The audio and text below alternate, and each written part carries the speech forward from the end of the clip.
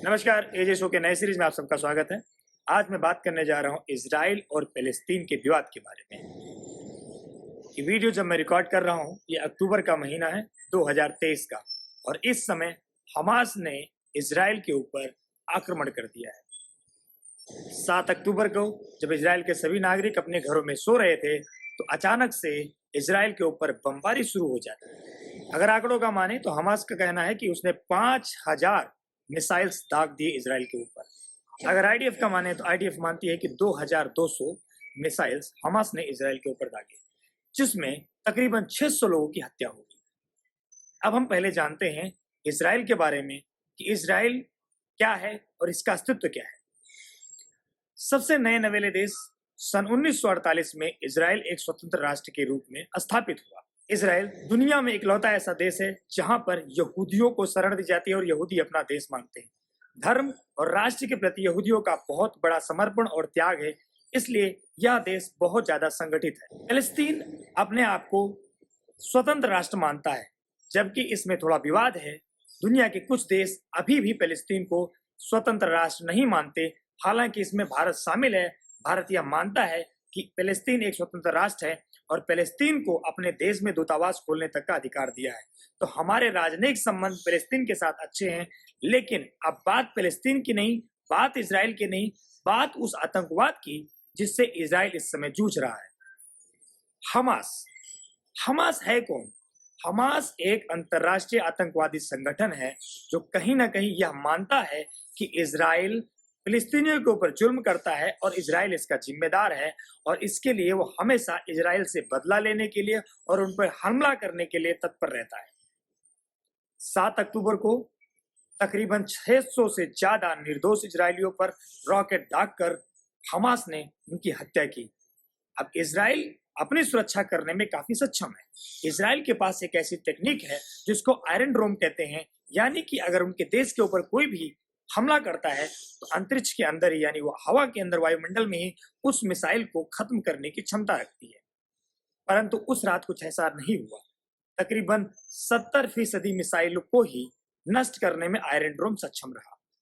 अब दूसरी बात करते हैं, जब बात करता हूं इंटेलिजेंस की और सुरक्षा के लिए, इनकी आंतरिक सुरक्षा के लिए सबसे महत्वपूर्ण है इनकी सुरक्षा एजेंसी मोसाद।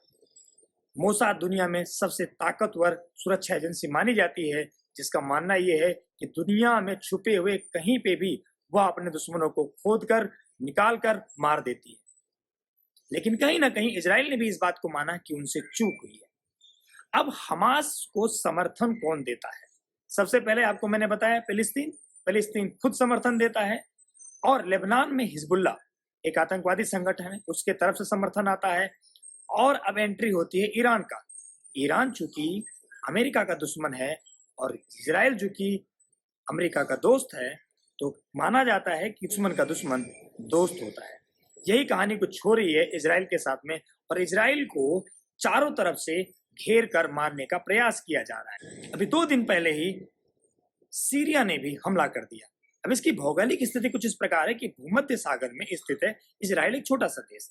अब इजराइल के बीच में 2 हिस्से भी हैं, एक है आपका गाजा पट्टी, दूसरा है वेस्ट बैंक। हमास को समर्थन करने वाले इजिप्ट से लेकर सूडान, लेबनान, सीरिया, ईरान, ये सारे देश आसपास में मिलकर हमास को समर्थन करते हैं। हमास में इतने कोई शिक्षित प्रशिक्षित आतंकवादी नहीं है, या कोई इनकी अपनी खुद की सेना नहीं है, लेकिन हथियारों को मुहैया कराने का काम ये देश आपस में करते हैं ताकि वो इजराइल के खिलाफ लड़ सके। वो प्रत्यक्ष रूप से ईरान इजराइल से नहीं लड़ सकता, इसलिए वो हमास का इस्तेमाल कर कर इजराइल को डाउन करने का प्रयास करता है। अब युद्ध शुरू होने के बाद स्थिति क्या बनी है पूरी दुनिया में? दुनिया 2 धड़े में बट गई है। तो इस्लामिक राष्ट्र हैं जैसे Saudi Arab, Lebanon, Sudan, South Sudan, Egypt, Syria, Iraq, ये सब फिलिस्तीन के समर्थन में आ गए। एक देश ऐसा भी है यूएई, जो अभी भी फिलिस्तीन यानी हमास के समर्थन में नहीं आया है, क्योंकि उसका यह मानना है कि हमास ने जो किया वो मानवता के खिलाफ एक क्रूर अपराध है। इस बात को कोई भी नहीं नकार सकता कि जो हमास ने किया है यह बहुत बड़ा अपराध है और ये अक्षम्य अपराध है। इसकी सजा सुनिश्चित होनी चाहिए, जिसके लिए इजराइल सक्षम है और वो कर रहा है। इजराइल ने युद्ध के 4 दिनों के अंदर ही गाजा पट्टी को, जो एक क्षेत्र है इसराइल के अंदर ही जो मिस्र से सटा हुआ है, यानी इजिप्ट के सटा हुआ एक पट्टी है जिसकी चौड़ाई तकरीबन 12 से 13 किलोमीटर और लंबाई 60 से 65 किलोमीटर के आसपास है। अब मानिए इतना छोटे से क्षेत्र में, और ये काफी सघन है, इसमें तकरीबन 20 लाख लोग रहते हैं। अब सोचिए किन स्थिति में रहते होंगे। वहां पर यूनाइटेड नेशन ने अपना शेल्टर भी बना रखा है, शरणार्थी कैंप भी बना रखे हैं जिसके अंदर फलस्तीनी रहते हैं। और कुछ ही दिन पहले गाजा पट्टी के अंदर वहां के सिविलियंस ने एक प्रोटेस्ट, और कुछ संस्थाओं ने प्रोटेस्ट किया था कि हम हमास के खिलाफ हैं। इसका फायदा उठाकर उन्होंने इजराइल का विश्वास जीता, इजराइल को जताया कि हम हमास और इस्लामिक आतंकवाद के खिलाफ हैं। कहीं ना कहीं इस चक्र में इजराइल आ गया। इजराइल ने अपने दरवाजे भी खोल दिए, बॉर्डर्स खोल दिए, उनको अपने यहाँ पे रोजगार दिया, तकरीबन 3 से 4 गुना ज्यादा तक उनको वेतन दिया अपने देश में, और उनके लिए सारे सुविधाएं, उनको अच्छा बनने का प्रयास, शिक्षा स्वास्थ्य से लेकर हर प्रयास कर रही थी कि फिलिस्तीनियों के साथ उनके रिश्ते अच्छे हों और आपस में मिलजुल के रहें। लेकिन क्या है ना कि कुछ लोग बोलते हैं आतंकवाद का धर्म नहीं होता, लेकिन कहीं ना कहीं इस चीज को भी कैटेगराइज करना पड़ेगा कि आतंकवाद दरअसल है क्या। आतंकवाद को खत्म करना, आतंकवाद से लड़ना इजराइल 1948 और उससे पहले से ही जूझ रहा है। अगर मैं इजराइल और यहूदियों की बात करूं तो हिटलर ने उनके साथ क्या किया था, अगर उसके बारे में बात करूं तो बहुत बड़ा मेरा एक सीरीज बन जाएगा, लेकिन उसके बारे में अभी फिलहाल बात नहीं करेंगे। बात करेंगे वर्तमान स्थिति में, क्योंकि यहूदी ये मानते हैं कि हम अपने आप में सक्षम हैं और हम अपनी सुरक्षा स्वयं कर सकते हैं। तो आज यह परिस्थिति बन गई है कि हमास, जो अंतर्राष्ट्रीय एक आतंकवादी संगठन है, फिलिस्तीन समर्थन है, गाजा पट्टी में रहता है, उसने इजराइल पे हमला किया और इजराइल उसका मुंह तोड़ जवाब दे रहा है।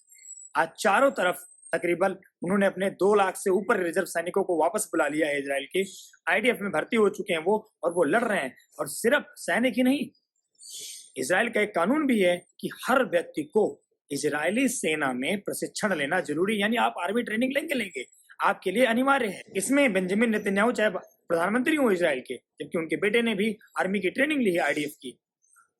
अभिनेता, कलाकार, बिजनेसमैन, आज सब इजराइल की संप्रभुता के लिए खड़े हुए हैं, अपनी आइडेंटिटी को बचाने के लिए खड़े हुए हैं।